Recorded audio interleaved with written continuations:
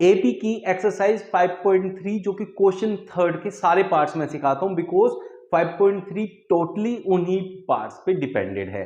बहुत आसान सा तरीका सिखाऊंगा और उनको कैसे अप्लाई कर सकते हैं, एमसीक्यू में भी कैसे लगा सकते हैं, वो सब इस सेशन में देखेंगे। पूरा देखिएगा, बिना स्किप कीजिए और बहुत मजा आएगा इस सेशन में। चलिए स्टार्ट करें फर्स्ट पार्ट के साथ। फर्स्ट पार्ट में हमारे पास है given a equals to 5, d equals to 3, an 50। जब आपको जो भी चीज दी हो, an दिया हो, sn दिया हो, उसी का फॉर्मूला लगाना है। an होता है बच्चों a plus n minus one into D, ये 50 दिया है, a की वैल्यू 5 है, plus n minus one, n हमें फाइंड करना है, into D, d is 3 equals to 50। आप जब भी ऐसे क्वेश्चन करेंगे सबसे पहले जो ये a है उधर ले जाके माइनस करना है। तो n minus one into three is equals to 50 minus 5, n minus one into three is equals to 45। फिर इस 3 से डिवाइड करना है और इस 1 को उधर ऐड करना है, तो आपको मिल जाएगी a की n की वैल्यू। तो n इज 16। जब n मिल जाए तो sn का फॉर्मूला लगा के sn फाइंड कर सकते हैं। sn क्या होता है बच्चों? n by two a plus l। a means first value, l mean last value. n is 16 by two, a is 5, last term जो होती है ना वो an ही होती है, तो इसे यहां रखेंगे। 2 8 16, 8 इंटू 55 करेंगे तो 440 आपका आंसर हो जाएगा। That will be your SN। समझ में आ गया? SN मतलब यहाँ n 16 है तो S16, सम ऑफ 16 टर्म्स भी हम इसे कह सकते हैं।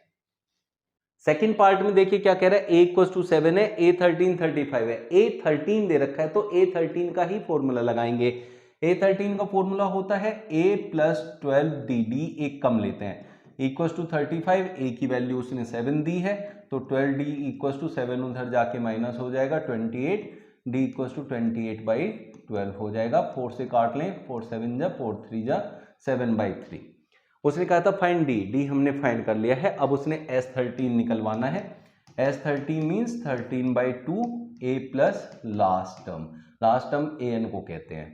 तो 13 बाई टू, a कितना है हमारा 7 प्लस लास्ट टर्म इज 35, तो 13 बाई टू इंटू 42, 2 से डिवाइड करेंगे 21, मल्टीप्लाई कर दो बच्चों 21 इंटू 13, तो 3 to 6 1 7, 273 is your S13, 13 terms का सम।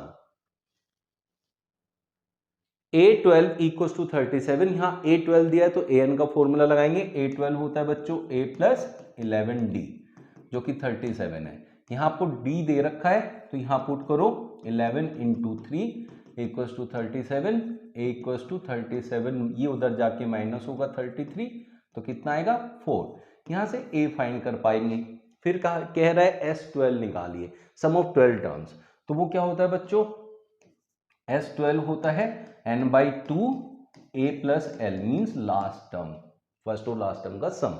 तो इसको डिवाइड कर देता हूँ, 2 6 12। a हमारा कितना है बच्चों? हमने अभी निकाला है 4, लास्ट टर्म होता है an, दैट इज 37। कितना हो गया? 41 into 6, 246 is your answer. A3 is equals to 15, A3 means a plus 2d, a plus 2d जो आपको 15 दे रखा है, और S10 दे रखा है बच्चों। S10 मतलब n की वैल्यू 10 रखेंगे वहां।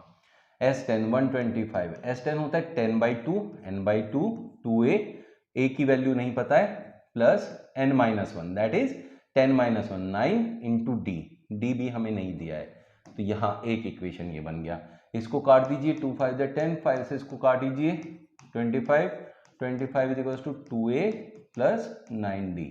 यहां से आप देखें a प्लस 2d दे रखा है, तो यहां से 2 का मल्टीप्लाई करना है बच्चों। यहाँ 2a प्लस 2 टू जा 4d इज इक्वल्स टू 30, ताकि मुझे 2a की वैल्यू मिल जाए, that is 30 minus 4d, 2a की वैल्यू उसे मैं यहाँ पुट कर दूंगा।